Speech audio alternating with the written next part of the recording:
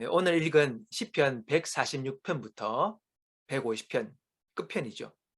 네, 다섯 편은 할렐루야로 시작하고 할렐루야로 그 글을 마칩니다. 그래서 할렐루야시로 부르기도 합니다. 네, 같은 형태로 보이기 때문에 같이 묶어서 그렇게 놓은 이유이기도 하지요. 히브리어 성경의 그 헬라어로 번역된 최초의 번역본은 그 70인역에 이 성경에 학개와 스가랴의시라는 표제가 붙어 있습니다. 146편부터 150편까지. 이 학개와 스가랴는 이 바벨론 포로 이후에 활동했던 인물이죠. 그래서 이것을 통해서 이 시편은 바벨론 포로 생활 이후에 기록된 시라는 것을 우리가 짐작할 수가 있겠습니다. 자, 여러분, 이스라엘 백성이 바벨론에 의해서 그 나라가 망해 포로로 다 잡혀갑니다. 우리나라도 일본에 의해서 35년간 식민지로 지냈지요. 얼마나 어렵고 치욕스러운 삶을 살았습니까? 당시 그 35년간의 그 식민지 기간에 이 나라가 독립하지 못할 것으로 생각한 분들이 많았대요.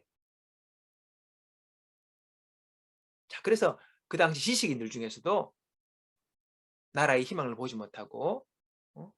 일본 쪽으로 귀화를 하고 또 그쪽으로 이렇게 마음을 둔 분들이 많이 있었어요. 35년의 시간이 너무 긴 시간이죠. 근데 여러분, 유대인들은요, 바벨론에서 70년간 포로 생활을 합니다. 배예요. 거의 그 당시에로는 3세대에 걸쳐서 나선 땅에 끌려가 살아야 했던 그 유대 민족들의 삶을 한번 우리가 생각해 볼 수가 있습니다. 어떤 이는 출세기를 했겠죠. 바벨론에. 어떤 이들은 동족을 배신하는 일도 서슴지 않았을 것입니다. 자, 그런 막막한 상황, 절망적인 그 상황 속에서 이 포로로 끌려갔던 이들이 그 마음을 붙들고 그 마음을 지킬 수 있는 힘이 어디에 있었겠습니까? 오늘 이 시편 본문은 우리에게 그것을 우리에게 말씀하고 있습니다. 좌절의 시간, 좌절의 그 환경 속에서 그들은 할렐루야를 외쳤습니다. 자신의 상황만을 바라보며 한숨 쉴 수 있지만은 그러나 그들은 그렇게만 하지 않고 할렐루야를 외쳤어요. 뭐냐? 조상 아브라함의 그리고 이삭의 그리고 야곱과 함께 하셨던 그 하나님께서 전능하신 손으로 인도하고 계심을 그들은 소망하며 붙들었던 것입니다. 그래서 시인은 고백하지요. 오늘 1, 2절에 보니까 할렐루야 내 영혼아 여호와를 찬양하라. 나의 생전에 여호와를 찬양하며 나의 평생에 내 하나님을 찬송하리로다.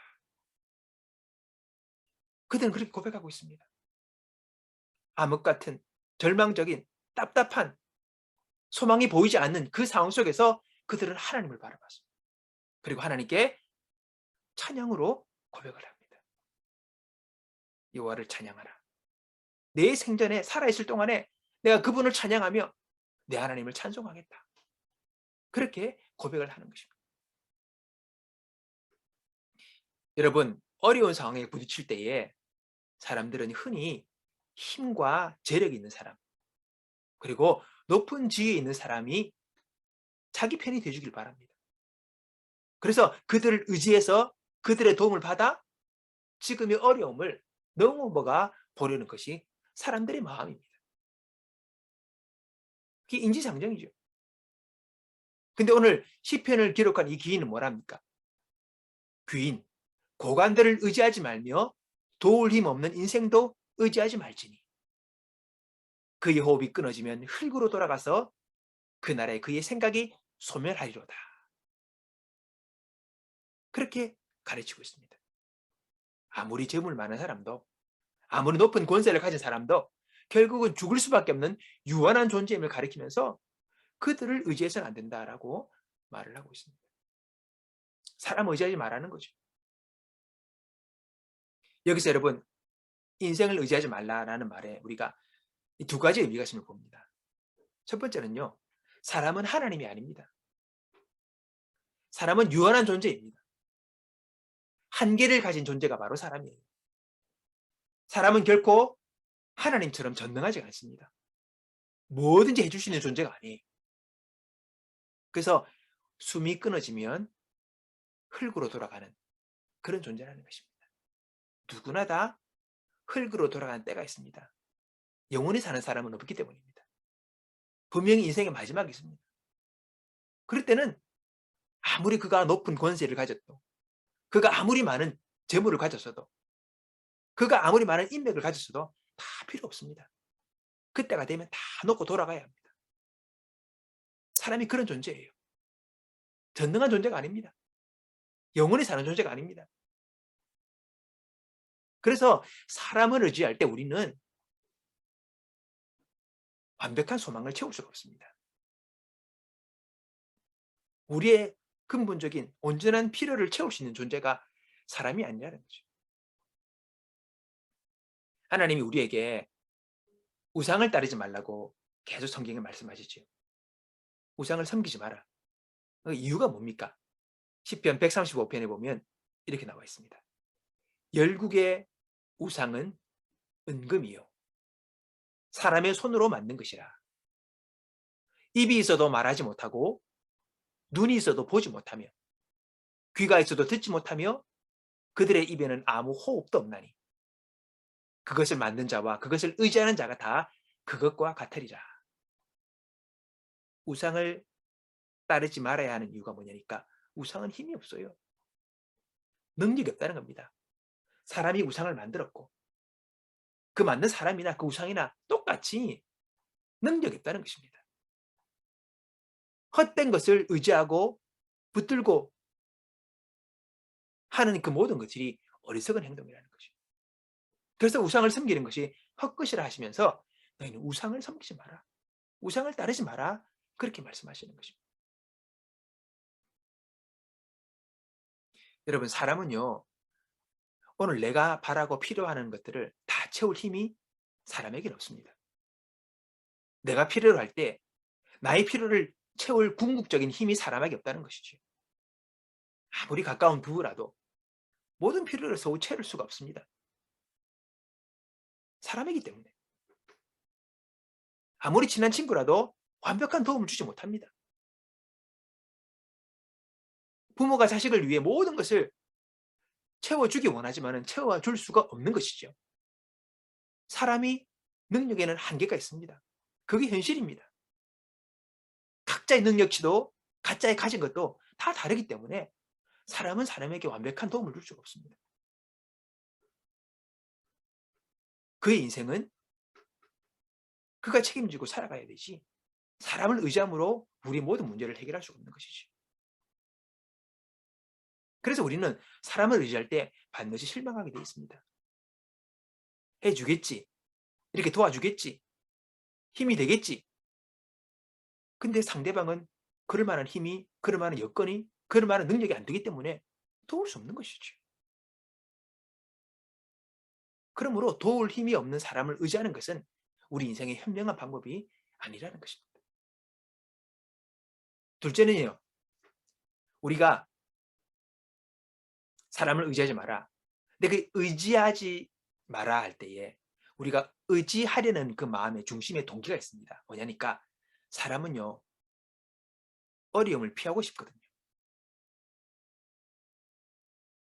우리가 누군가의 도움을 얻기만을 바란다면요. 스스로가 그 어려움에서 성장하고 변화되고 성숙하게 되는 여러분 변화의 기회를 그 사람은 잃어버립니다. 보통 우리가요. 누군가를 의지할 때 그래요. 그 어려움을 지금 빨리 모면하고 싶고 벗어나고 싶어요.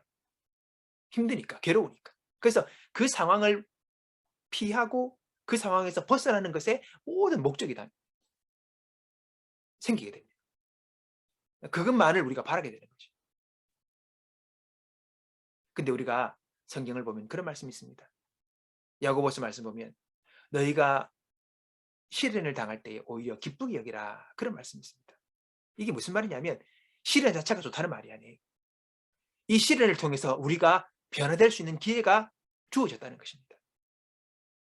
우리가 이 시련을 통해서 우리의 인격이 온전해진다고 말합니다. 환난은 인내는, 인내는 연단을, 연단은 우리를 온전한 인격의 사람으로 바꿔준다는 것입니다. 어려움이 있습니다. 우리는 어려움을 피하는 것이 목적이 아니라 그 어려움을 통해서 하나님께서 나에게 무엇을 말씀하시는지, 내가 어떠한 반응을 하기 원하시는지를 우리가 생각하면서 이 어려움을 통해서 오히려 우리에게 유익을 만들어내는 사람들이 되어야 합니다.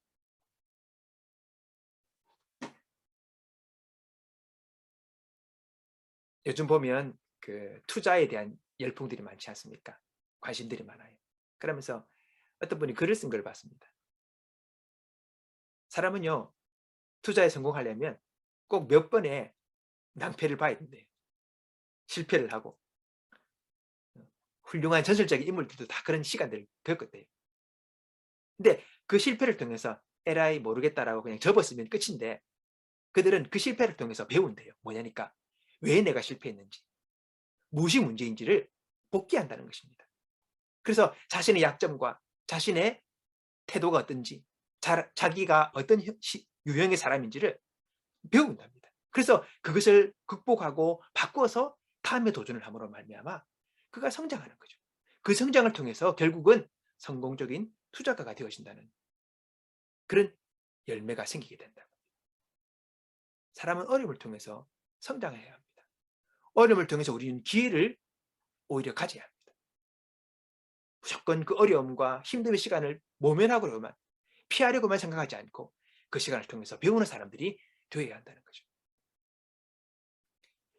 죽음의 수용소에서라는 글을 지은 그 빅터 프랭클 박사가 그 수용소 안에서 사람들이 아우슈비츠 하루에 빵 한 조각으로 하루를 버틴대요. 그러면서 그 추운 겨울날 종일 곡괭이를 들고 나가서 얼어있는 땅을 파는 강제 노동에 시달리면서 극한의 상황이죠. 오로지 그 사람들 생각은요, 그 당시가 되면 먹는 것밖에 없대요. 어떻게 하면 한 중의 빵을 더 먹고 어떻게 하면 이 배고픔을 이겨낼까, 오로지 집중이 그밖에 없답니다. 그러면서 그 고된 시간들을 지내면서 매일매일 또 누군가가 불려가 죽음을 당하는 극한 스트레스 속에서 살아가죠. 그러면서 그들이 꿈을 가집니다. 희망을 가집니다. 이 수용소에서 나와 사랑하는 가족을 만날 것을, 아내를 만날 것을 꿈을 꿉니다. 그러면서 그 극한의 스트레스와 그리고 괴로움의 시간들을 이겨냅니다. 근데요, 막상 출국을 해서 집에가 돌아왔더니, 그래서 초인종을 눌렀는데 아무도 응답을 하지 않더라. 그런 사람들이 많은 거죠. 전쟁 중에 가족이 다 죽은 거죠. 기다리는 사람이 없었어요. 그걸 희망으로 살아왔는데 막상 현실에 가보니 없는 거예요. 그럼 거기서 이 수용소에서보다 더 큰 환멸과 비통함을 느끼게 된다는 거예요. 고통이 몰려온대요. 절망이 몰려오고 견딜 수 없는. 근데 이어서 글을 쓰고 있습니다. 빅터 프랭클 박사는. 그것도 지나가더라는 것입니다. 죽을 것 같은 절망적인 비통과 환멸이 몰려왔는데 그것도 다 지나가더라는 것입니다. 수용소의 생활도 지나가고 그 비통함과 환멸의 시간도 지나가고 다 극복하고 살아가더래요. 그러면서 그가 그런 말을 합니다. 신기하게 그 시간을 지나면서 우리에게는 더 이상 두려움이 없었다. 무서운 것이 없었다. 다 지나가더라는 겁니다. 그러면서 오직 하나님 한 분 외에는 우리에게는 두려움이 없었다. 그렇게 빅터 프랭클 박사가 회고하고 고백하는 것을 읽었습니다. 여러분, 고통과 고난, 어려움들은 우리를 강하게 합니다. 우리를 바꿉니다. 사람들이 왜 인생에 매여서 이리저리 왔다 갔다 합니까? 결국은 두려움입니다. 히브리서 말씀 보면 일생에 매여 종로를 타는, 두려워하는 그들을 놓아주시려고 우리 예수님이 오셨다 그랬습니다. 여러분, 예수를 믿으면, 신앙을 가지게 되면 사람들은 자유합니다. 두려움에서 자유하고, 공부에서 자유하고, 걱정과 염려에서 자유하고, 자유하는 거예요. 그게 신앙 좋은 사람입니다. 제대로 신앙을 가지면, 믿음이 있으면 그는 자유합니다. 결국은 죽음에서도 자유하게 되는 것이죠. 그게 신앙입니다. 열심히 어떤 종교적 행위에서 자신을 올가매어서 그렇게 살아가는 것이 신앙 좋은 것이 아니라 정말 진리를 알므로 말미암아 모든 것에서 자유하게 되는 것. 바로 그것이 신앙의 사람의 모습이라는 거죠. 저는 이 글을 읽으면서 참 그렇구나. 그래. 두려움이 사라져야지. 무서움이 사라져야지. 걱정 그 집에서 벗어나야지. 그게 바로 신앙인의 모습이 되어야 된다는 것입니다. 오늘 우리 가운데 두려움이 있습니다. 어려움이 있습니다. 이것들을 통해서 우리는 변화되어야 되고 성장해야 합니다. 그럴 때에 그 어려움과 시련들이 우리에게 의미가 있고 또 하나님 그것을 통해서 우리에게 그것을 배우기를 원하신다는 것이지.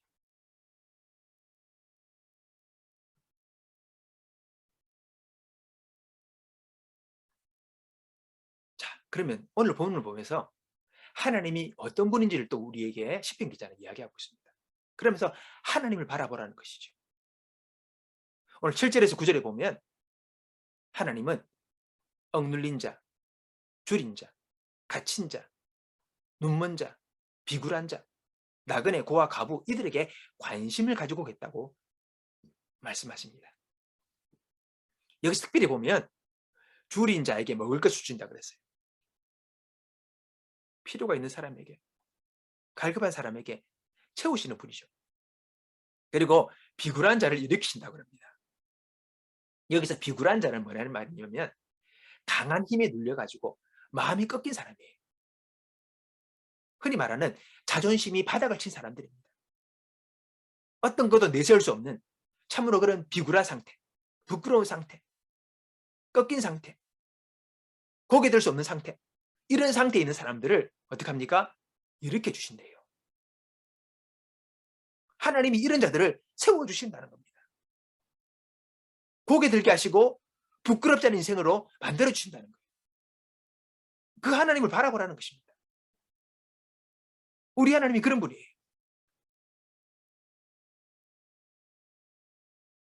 또 그리고 나그네와 고아와 과부 이들을 보호하시고 붙드신다고 합니다. 여러분, 나그네와 고아와 과부는요, 그 당시 유대인들, 이스라엘 백성들의 그 상황 속에서는요, 보호받지 못하는 사람들이에요. 그리고 의지할 수 없는 사람들이에요. 뭔가를. 그러니까 아주 소외된 약자들이라는 것이죠. 뭐 없어요. 의지할 게 없어요. 가진 것도 없고 피할 데도 없고 뭐 그런 상황에 있는 사람들이 나그네와 고아와 과부라는 것입니다. 근데 하나님은 이들을 보호하시면서 이들을 붙들어 주신대요. 그 절망에, 그 외로움에, 그 어려움의 상황들을 이기게 보호하시고 붙들어 주신다라고 말씀하시는 것입니다. 그래서 그 하나님을 우리가 의지하라는 거예요. 그러면 너도 일어설 수 있다는 것입니다. 우리 하나님은 먼지 같은 진흙더미 같은 그런 인생에서 그를 끌어올려 존귀한 자의 자리에 앉게 하시는 분이라고 또 성경은 이야기하고 있습니다. 그러니 하나님을 의지하라. 하나님께 소망을 두라. 그분이 그 일을 하신다라고 우리에게 이야기하고 있는 것입니다. 흔들리며 피는 꽃이라는 시가 있습니다. 제가 그 시를 한번 읽어보겠습니다. 흔들리지 않고 피는 꽃이 어디 있으랴. 이 세상 그 어떤 아름다운 꽃들도 다 흔들리면서 피었나니 흔들리면서 줄기는 곧게 세웠나니 흔들리지 않고 가는 사랑이 어디 있으랴. 젖지 않고 피는 꽃이 어디 있으랴. 이 세상 어떤 빛나는 꽃들도 다 젖으며 피었나니 바람과 비에 젖으며 꽃잎 따뜻하게 피웠나니 젖지 않고 가는 삶이 어디 있으랴. 여러분, 이 식구는요, 오늘날 우리들의 실존을 바라보게 합니다. 성찰하게 합니다. 사람은 다 부족함이 있어요.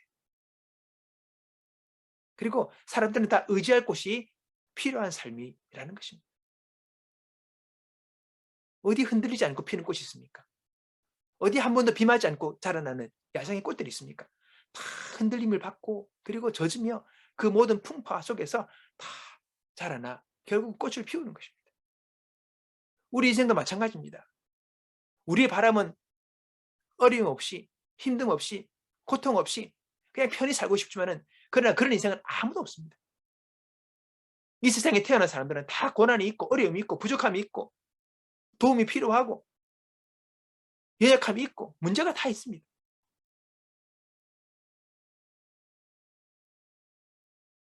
어떤 의미에서 우리는 모두 고대의 그 이스라엘의 백성들처럼 바벨론 포로의 기간을 우리가 지금 보내고 있는 수도 있습니다. 의지할 수 없고 치욕을 받으며 곤란하고 고통과 고된 시간들을 보내고 있는지 모릅니다. 또는 그 70년간의 포로 생활을 마치고 막상 고향으로 돌아왔는데 고향으로 와 보니 황폐한 마을과 성읍들을 마주하고 있는 그들과 똑같은 상황일 수도 있습니다. 어떡합니까? 이 상황 속에서 이들은 할렐루야 외치면서 이 시편의 말씀을 기록하고 불렀다는 것입니다. 자, 그러면 나와 똑같이 흔들리는 다른 사람들을 의지하고 그 다른 무언가를, 다른 어떤가를 내가 의지하며 살아갈 것인지, 아니면 내 처지를 공감하시고 그리고 나를 긍휼히 여기시는 그 영원하신 하나님, 능력의 하나님, 나를 도우시는 그 하나님을 내가 구하며 찾고 살아갈 것인지 우리는 생각하며 선택하며 결정하며 살아야 합니다. 오늘 말씀을 제가 한번 다시 읽어보겠습니다. 할렐루야, 내 영혼아 여호와를 찬양하라. 나의 생전의 여호와를 찬양하며 나의 평생의 내 하나님을 찬송하리로다. 귀인들을 의지하지 말며 도울 힘이 없는 인생도 의지하지 말지니 그의 호흡이 끊어지면 흙으로 돌아가서 그날에 그의 생각이 소멸하리로다. 야곱의 하나님을 자기의 도움으로 삼으며 여호와 자기 하나님에게 자기의 소망을 두는 자는 복이 있도다. 시온아, 여호와는 영원히 다스리시고 네 하나님은 대대로 통치하시리로다. 할렐루야. 오늘 여러분, 우리의 시선을, 우리의 소망을 세상의 어떤 것이 아니라 하나님께 두시기 바랍니다.